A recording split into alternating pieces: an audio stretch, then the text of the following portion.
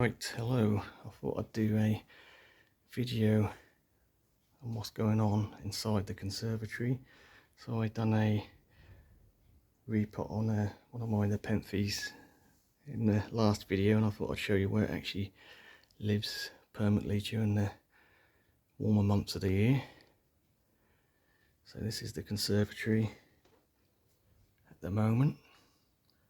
So we're gonna have a look at this corner first, which is we have a Kent ear palm and a Dracaena there, a couple of little propagations. So this is a Nepenphes hybrid. I couldn't tell exactly what it is, but really starting to kick out some pictures now. Not huge, but problem is they get so heavy, especially when you get a little bit of water build up in them, they sort of hang down a bit, but that one's given up. The rest I've tried to sort of tuck into the straps on the hanging pot there. But yeah, it's doing rather well.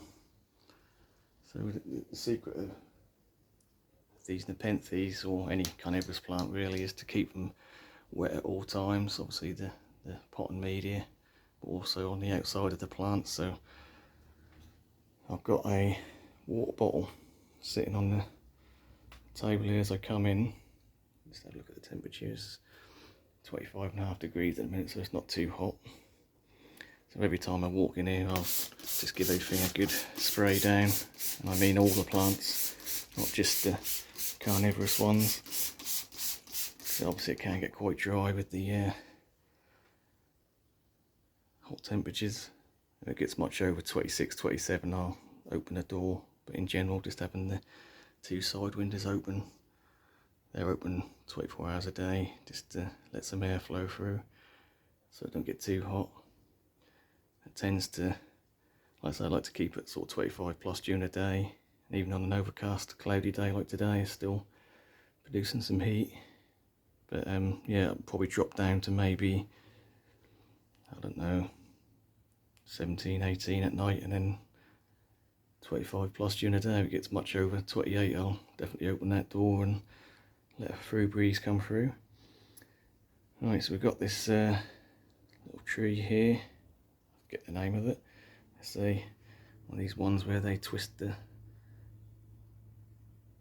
trunks together, and so this is actually a B&M reduction. That was originally £20 down to £10 because a lot of the old leaves are sort of shriveled up a bit, but I see some new growth on it, so I know it weren't dead.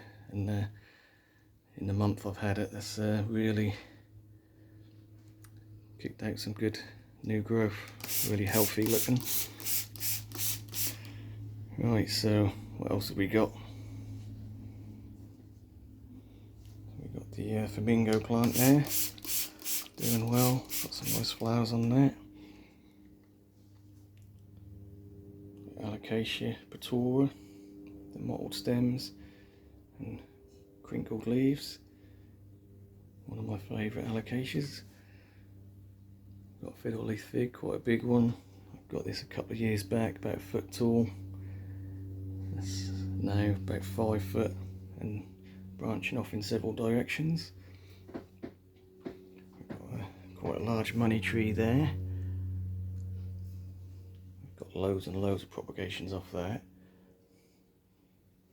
Another, what's it, Alocasia macrorrhiza.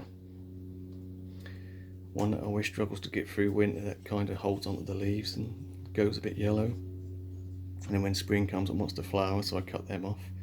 Don't want to waste energy on flowers we don't want. So yeah, starting to kick in with some new leaves. Nothing massive yet. So this is the Nepenphes I potted up earlier. So it's in a tiny little pot now, it's drying out. I weren't watering it enough, so in that bigger pot hopefully it should hold on to a lot more moisture. So obviously we've got a lot of new little pictures coming, but some of the, there's another one, picture inside a picture there. The And we've got a really big one there. Really good size pitchers there. Keep the older flies down in the summer. So if you watch any of my other videos, I brought a tropical hibiscus the other day, hoping that's going to be orange or red. I just had a little tiny bud on it, but it's a pink one, but still pretty. Little alocasia adora, again with the downward pointing leaves, which is unusual for alocasia because they normally tend to point upwards. A shelf here with various propagations and stuff. Some little lemon trees that grown from seed this year, doing well.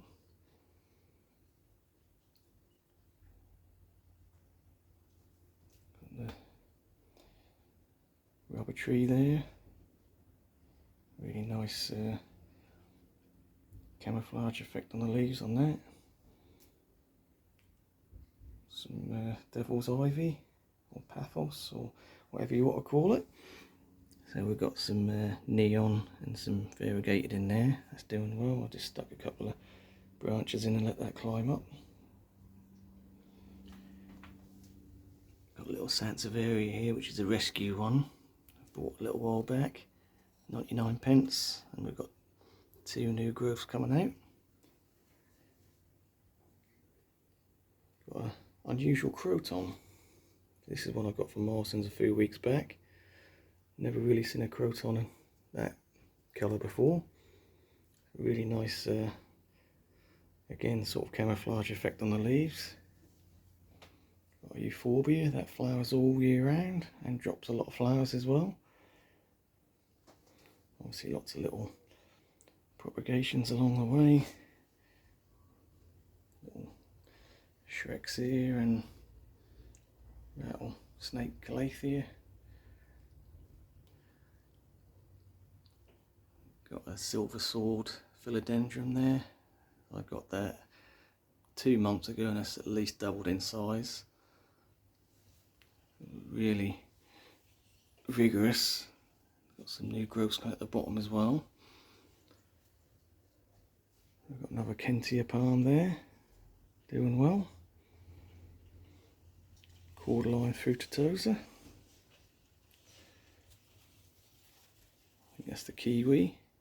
Nice variegated light green on dark green with the pink outer rim to the leaf. Then we've got a lemon tree. This is one of the last years we done from seed. It's the supermarket bought lemon. It's doing well, about foot tall. Maybe 3 or 4 years time we'll have some lemons off it. Right, so that's just a quick look at that. Don't know if we hazed over the Fishtail palm I bought.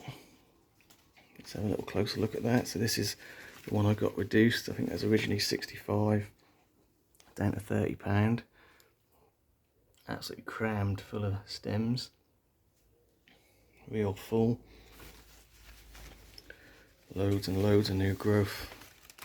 Spears and new leaves pumping out everywhere, so that's done really well. Didn't really know why that was reduced, other than I did have a couple of brown, couple of leaves here like that, like brown tipping. But loads of new growth on it. So yeah, it's a bit of a bargain. The white bird of paradise, again I grew that from seed about 4 years ago. So this one stays in the conservatory all summer, then comes indoors as an indoor plant for the winter. They do alright in low light, to be fair. They just sort of slow down a bit. And we've got the golden form, golden paradise, which is a golden flower rather than the blue and orange. And of note, the giant white bird of paradise has got the white and blue flower. I wouldn't expect that to flower anytime soon. They get absolutely massive, these things. Alright, so I think we'll leave it there for that, and thanks for watching.